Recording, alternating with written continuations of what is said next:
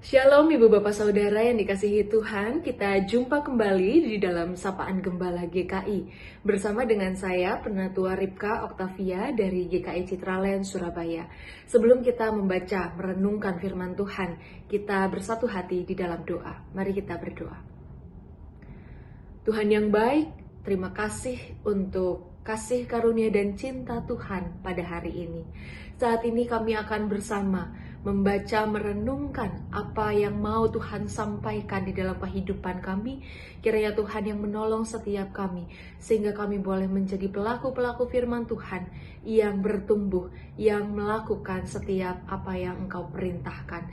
Terima kasih ya Tuhan, di dalam nama Bapa, Putra, dan Roh Kudus, kami telah berdoa dan mengucap syukur. Amin. Ibu Bapak Saudara, bacaan kita pada hari ini terambil dari Mazmur pasal 88 ayat 14 sampai 19. Saya akan bacakan untuk kita semua. Tetapi aku ini ya Tuhan, kepadamu aku berteriak minta tolong, dan pada waktu pagi doaku datang ke hadapanmu. Mengapa ya Tuhan kau buang aku? Kau sembunyikan wajahmu dariku. Sejak masa mudaku aku dirundung malang dan bahaya maut. Aku menanggung kengerian yang kau sebabkan, aku patah semangat. Nyala murkamu menimpa aku. Betapa mengerikan engkau meremukkan aku, mengelilingi aku seperti banjir sepanjang hari, mengepung aku dari segala penjuru. Sahabat dan teman telah kau jauhkan dariku, hanya kegelapanlah kenalanku. Ibu Bapak Saudara, modal utama manusia adalah pengharapan. Namun paradoksnya, ada pengharapan benar bisa membuat kita punya impian akan hal di depan yang lebih baik. Tapi serempak dengan itu, pengharapan juga bisa membuat kita melek tentang realita bahwa ternyata saat ini kita masih jauh dari impian itu. Kita menjadi tersiksa karena yang ada adalah keadaan toh masih buruk dan belum berubah. Ratapan dan nada-nada nir pengharapan terasa jelas di dalam Mazmur 88 bacaan kita. Sampai akhir jika kita membaca secara keseluruhan begitu, sampai akhir Mazmur ini tidak ada satupun ungkapan syukur atau pujian kepada Allah. Isinya hanya ada keluhan dari pemazmur yang sedang mengalami lemah dan hancur. Penderitaan yang amat berat membuat pemazmur menaruh syak kepada Allah dengan berkata, Engkau tidak benar-benar hadir bagiku. Ia merasa ditinggalkan sendiri. Ia sahabat dan temannya dijauhkan dari dirinya. Allah membuang, menyembunyikan, memalingkan wajahnya. Bagi pemazmur, kenalannya hanya kegelapan, dan ia masuk dunia orang-orang mati, di mana mereka ini sudah tidak lagi diingat Allah, mereka terputus dari kuasa Allah. Berbagai pertanyaan, frustasi, ekspresi, rasa sakit, dan pelampiasan emosi ini ditumpahkan pemazmur kepada Tuhan apa adanya. Ibu Bapak Saudara, budaya kita cenderung tertutup dalam mengekspresikan emosi. Lingkungan ini menuntut kita menjadi orang-orang yang kuat. Sedih itu menjadi hal yang tabu dan dilihat hanya sebagai drama, ya harusnya nggak perlulah terlalu berlebihan atau lebay. Masa seorang ibu boleh menangis? Masa ayah mengeluh karena pekerjaannya? Hidupmu itu belum seberapa kok dibanding dengan kehidupanku. Sampai-sampai akhir-akhir ini ada film berjudul Bolehkah Sekali Saja Ku Menangis.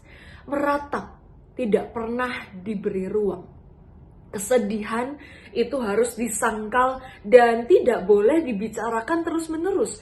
Padahal kenyataannya orang percaya juga bisa berada dalam kegelapan dalam jangka waktu yang lama. Bisa saja kita sudah berdoa, kita sudah bertahan, tapi segala sesuatu kemudian tidak menjadi lebih baik. Kegelapan tidak kunjung kelihatan ujungnya, tidak kunjung menunjukkan secercah cahaya. Namun Ibu Bapak Saudara, Allah punya pendekatannya sendiri pada kita yang jatuh dan bergumul. Ia tidak menghapus keluhan ini dari kitab. Ia tidak bilang kalau orang percaya sejati tidak boleh bilang begitu. seruan seperti ini, doa seperti ini, keluhan seperti ini tidak berkenan di hadapannya. Keluhan pemazmur menunjukkan akan pengertian Allah. Allah yang menerima dan mengerti cara manusia saat dia sedang lelah, kehilangan harapan dan putus asa.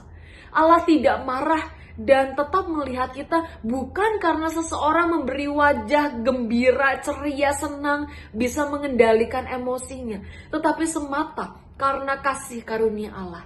Ia adalah yang sabar dan murah hati. Ia hadir bersama dengan kita dengan segala motivasi kita yang mungkin tidak murni.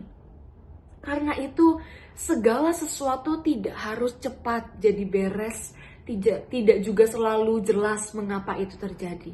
Tapi tidak apa Ibu Bapak Saudara, bukan dengan menaruh syak kepada Tuhan, tetapi beranilah untuk memohon pertolongan, beranilah untuk bertanya, terbuka terhadap pergolakan batin kita, curahkan dan ekspresikan secara jujur apa adanya.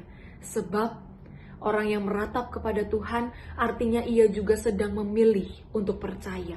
Seperti ratapan pemazmur kepada Tuhan, ini sebenarnya menggambarkan imannya yang masih melekat kepada Tuhan. Meskipun tidak banyak, tetapi itulah celah adanya pemulihan bisa berlangsung. Lebih dari ekspresi duka yang menenggelamkan, tetapi ini menjadi pengakuan dan penerimaan akan ketidakberdayaan dan kelemahan kita. Ratapan menjadi bahasa doa, cara kita menyadari keberadaan dan kuasa Tuhan di tengah kesesakan kita. Biarkanlah Tuhan mencintai, memulihkan kita, sebab justru di dalam kelemahanlah kuasa Tuhan menjadi sempurna. Mari kita berdoa. Terima kasih ya Tuhan karena Engkau tidak pernah undur di dalam hidup kami. Di dalam segala keluhan, ratapan, rasa ingin menyerah dan keputusasaan di tengah kehidupan yang tidak mudah. Di tengah pergumulan yang tak kunjung berhenti. Engkau hadir memeluk dan mencintai kami apa adanya.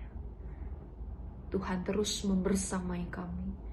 Tuhan menguatkan kami dan kami percaya kami dapat melalui setiap badai hidup bersama dengan Tuhan ada di dalam perahu bersama kami.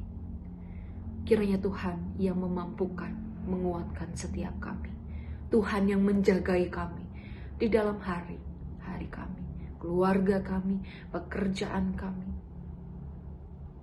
komunitas kami, dimanapun kami berada, Tuhan hadir. Terima kasih ya Tuhan untuk firman Tuhan yang menguatkan kami. Di dalam nama Bapa, Putra, dan Roh Kudus kami telah berdoa dan mengucap syukur. Amin.